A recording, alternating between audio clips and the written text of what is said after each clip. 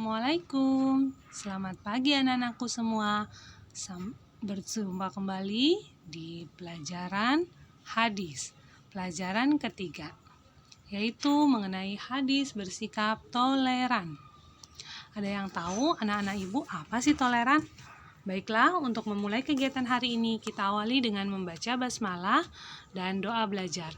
Bismillahirrahmanirrahim. Allahumma anfa'na bima 'allamtana wa 'allimna ma yanfa'una wa zidna ilman. Dalam hadis dikatakan, Bismillahirrahmanirrahim. An Usamah radhiyallahu anhu anna Nabiyyu sallallahu alaihi wasallam marra ala majlisin fihi ahlatu minal muslimin wal musyrikin abadatil awthani wal yahudi wa sallama alaihimun nabiyyu sallallahu alaihi wasallam. Rawahul Muslim. Dari Usamah berkata bahwa Rasulullah sallallahu alaihi wasallam berjalan melewati sebuah majlis yang menghimpun orang-orang muslim, orang-orang musyrik, penyembah berhala, dan orang-orang Yahudi. Maka Nabi Muhammad SAW memberi salam kepada mereka. Hadis riwayat Muslim. Isi kandungan hadis. Hadis ini menjelaskan tentang pentingnya akan toleran. Toleran berarti saling menghormati dan saling menghargai terhadap orang lain.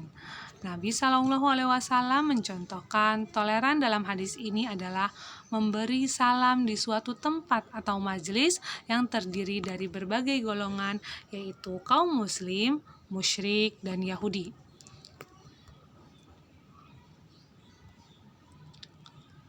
Dalam mengajarkan ajaran Islam, ini adalah prinsip yang diajarkan oleh Rasulullah SAW, yaitu sikap moderat dalam arti tidak berlebih-lebihan.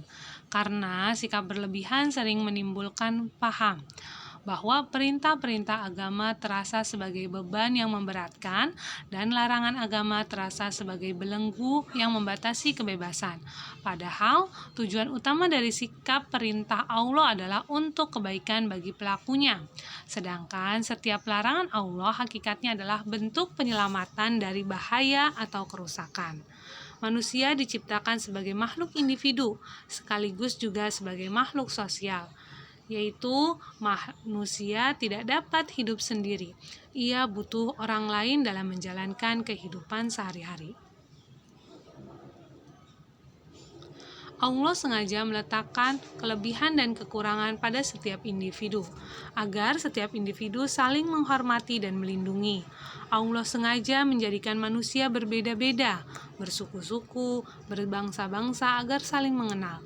Disinilah sebagai bukti bahwa secara kodrat manusia dalam hidupnya harus bersikap toleran. Dalam berkawan, kita tidak boleh membeda-bedakan dan menyakiti hati orang lain. Semua teman harus dianggap sama, baik mereka itu anak orang kaya, anak orang miskin, anak yang bodoh maupun anak yang pandai. Begitu juga hidup di tengah-tengah masyarakat yang majemuk, harus saling menghormati. Tetangga yang berbeda agama, yang kaya, yang miskin harus kita hormati. Karena sesungguhnya di mata Allah yang membedakan adalah ketakwaan. Takwa itu artinya adalah patuh. Patuh akan perintah Allah dan menjauhi segala larangan yang Allah berikan. Jadi, orang yang paling mulia dan orang yang diterima di sisi Allah adalah orang yang takwa. Sikap toleran di dalam berkawan, bertetangga, dan bermasyarakat bisa kita wujudkan dengan berbagai cara seperti tolong-menolong dan saling membantu.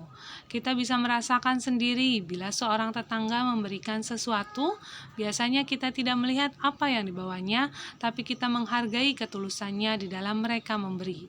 Kita yang diberi jangan merasa terhina dengan pemberian itu.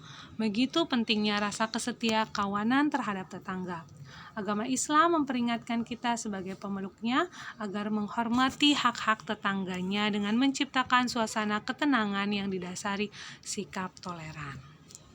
Baiklah anak-anakku,